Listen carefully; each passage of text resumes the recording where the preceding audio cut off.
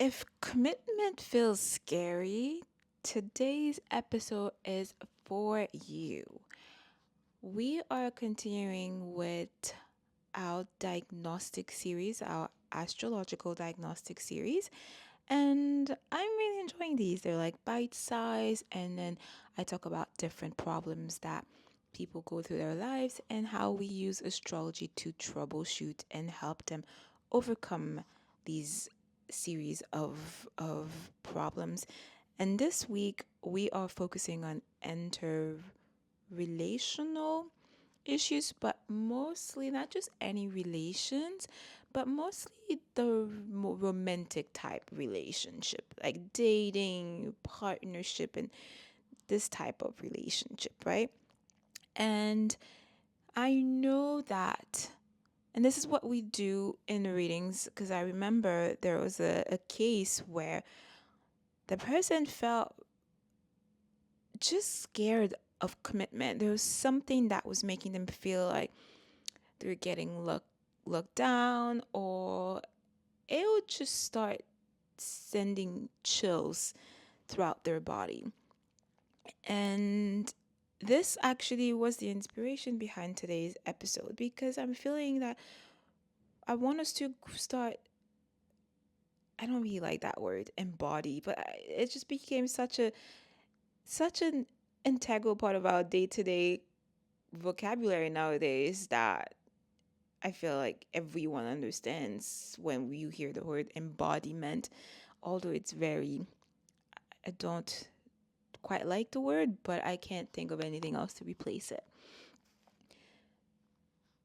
So, in this series today, I want to put the focus on Saturn. Now, I know Saturn is not something that people really feel attracted to, but I like Saturn. Okay, I like Saturn. I'm heavily biased. I like Saturn. I feel Saturn is deeply misunderstood.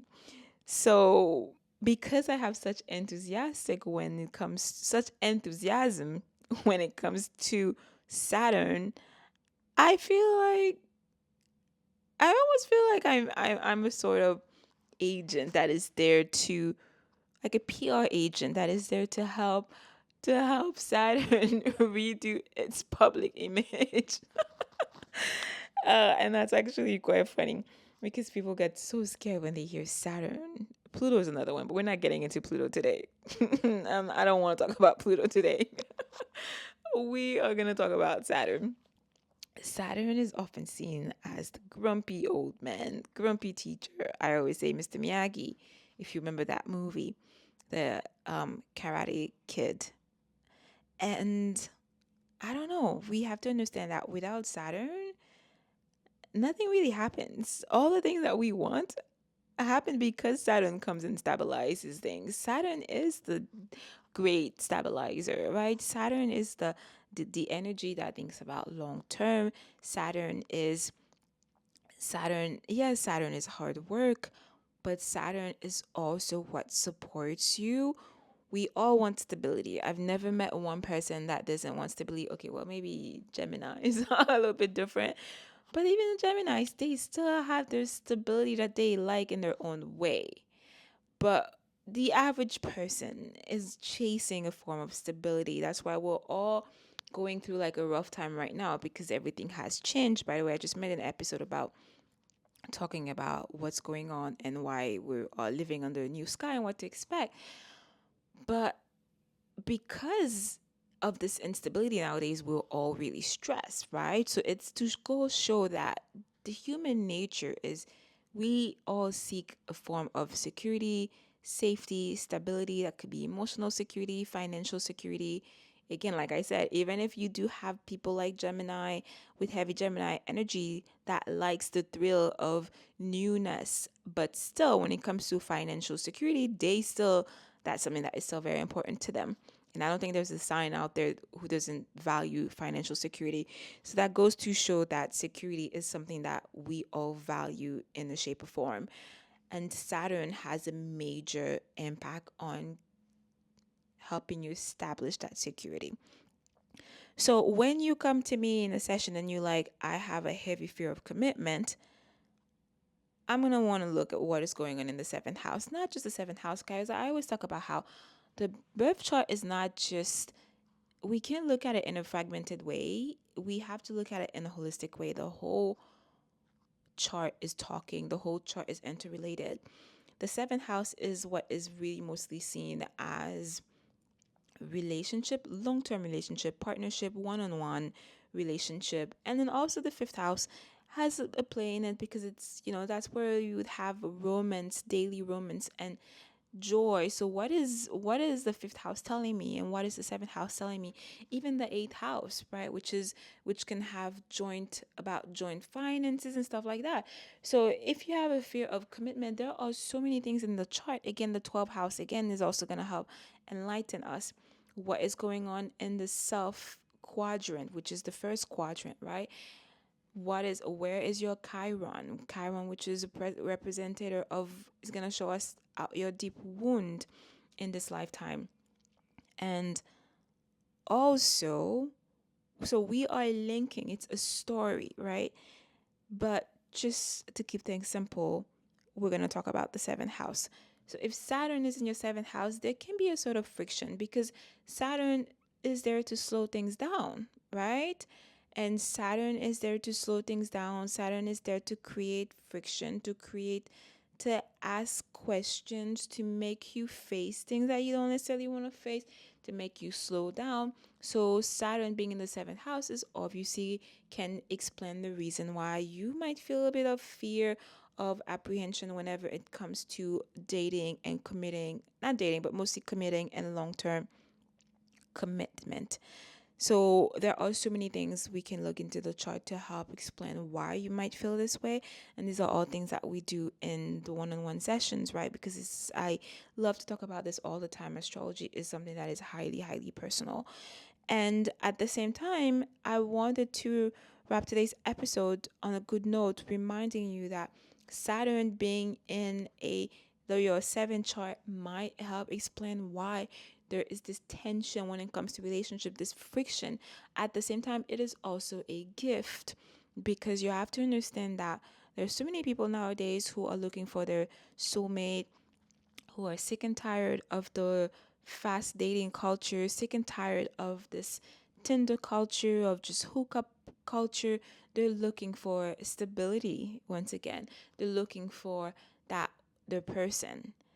And having Saturn in your seventh house is a great thing because Saturn is going to help you do that.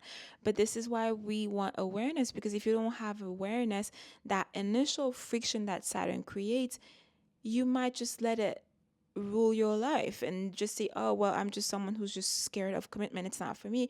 But at the end of the day, once you understand what is happening and what is Saturn's true purpose is to help teach you, to help guide you towards things that really matter. And we need friction for that. We need challenges for that. We need awareness for that. Once you're aware about all of these things, then you can use that supportive energy in your chart and start moving differently. Because again, if you it's like, for example, you can give the most amazing thing to someone, but if they don't see the value in it, they don't understand, then it's wasted. The example I'm thinking about is, let's say you have the latest iPhone and then you give it to, I don't know, a 3-year old. They're not gonna know what to do with it. They might even throw it in the pool or in the bath or in the shower or anything, in the sink full of water, because they don't have the awareness yet to be able to understand the value of that brand new iPhone that you just give to them. And this is why you, as a parent or as an auntie or as an uncle or family member, whatever, you will give them a mock phone, right? So they can play with it and then fake call and stuff like that. However, if someone was to give me a brand new iPhone or a brand new phone, I understand the value of it. I can use this phone to record the podcast like what I'm doing right now. I can use the phone to record things and make beautiful vlogs. I can use this phone to create a bridge with my community, to create a bridge to offer services, to create a bridge to, you getting my point. That same tool it's the same tool, but you use it differently because we're talking about two different awareness. So in a way, it's the same thing. This is why we want to understand what is going on in your seventh house. If you someone who's struggling with, who has a deep fear of commitment, and again, if Saturn is there in your seventh house, we want to be aware of what are the challenges, what are the lessons that Saturn wants you to learn.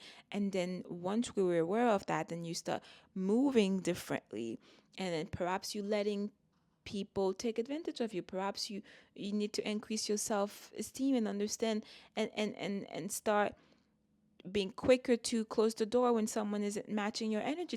Also, there could be all sorts of lessons, but once we understand that, then we can understand that Saturn is actually backing you up if you have it in your seventh house, because it's literally vouching for you and helping you get a stable long-term relationship. But you need to be able to do the work in order to get the reward. That's a bit how Saturn works. So that's what I wanted to talk about today. If you feel like you have hesitation when it comes to relationship, don't despair. Again, that's why we need to know what exactly is your own birth chart telling you, and then we have awareness, and awareness turns into power, into courage, into direction. And that ends the episode for today. As usual, I always say all my booking links are down below. And we don't just do birth chart reading, we also do transits to see what exactly is going on, how the sky is impacting you, how the sky is impacting you lately and in the foreseeable future, what you need to pay attention to. And also, if you're going through anything in life, these are all things that we could do and use astrology to help guide you. On that note, my love, I will see you in the next one. Keep shining bright like a diamond.